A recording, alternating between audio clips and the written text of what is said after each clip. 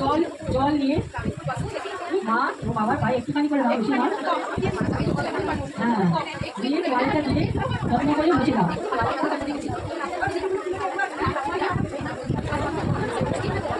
এবার ওইটা বেঁধে দাও, ওর উপরে মা এবং বাবা পা রাখবে।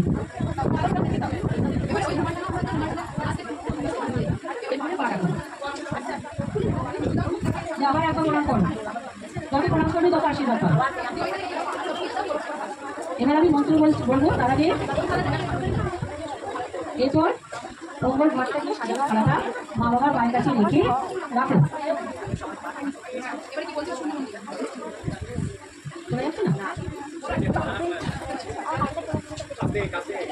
এবার এই থালাতে ফুল আছে, মায়ের হাতে দাও, বাবার হাতে দাও। এবার কপালে বিভূতি আর চন্দনের কে করা, কপালে বিভূতি আর চন্দনের ফোঁটা করা।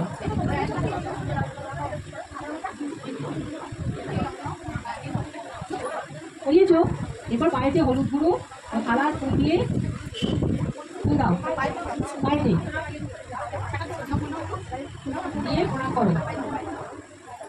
এবার একটা মন্ত্র বলছি, হাত জোর করে সেই মন্ত্রটা বলতে হবে, হাত জোর করে। শ্রী গণেশায় নমঃ, শ্রী সরস্বত্যৈ নমঃ, শ্রী গুরুভ্যো নমঃ, শ্রী বেদপুরুষায় নমঃ, ইষ্টদেবতাভ্যো নমঃ, কুলদেবতাভ্যো নমঃ, শ্রী লক্ষ্মী নারায়ণাভ্যাম নমঃ।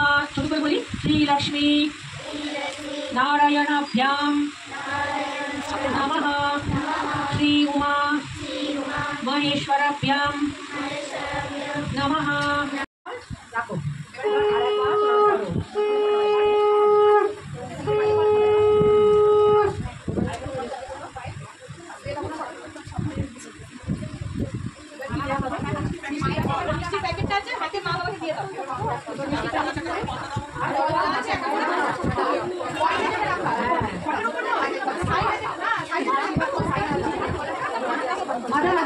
আশীর্বাদ করো। এই পদ পূজা কিন্তু আমরা আজকের জন্য একদিনের জন্য করি না, এই পদ পূজা মা বাবাকে রোজ প্রতিদিন সকালে উঠে প্রণাম করা, এটা কিন্তু রোজ।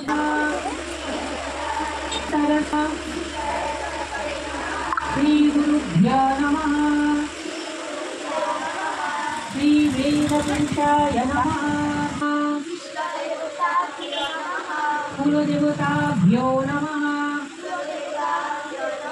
শ্রী লক্ষ্মী নারায়ণাভ্যাম নমঃ, শ্রী উমা মহেশ্বরাভ্যাম নমঃ, শ্রী মাতা পিতৃভ্যাম নমঃ। হাতটা জোর করি বলো, ত্বমেব মাতা চ পিতা ত্বমেব, ত্বমেব বন্ধুশ্চ সখা ত্বমেব।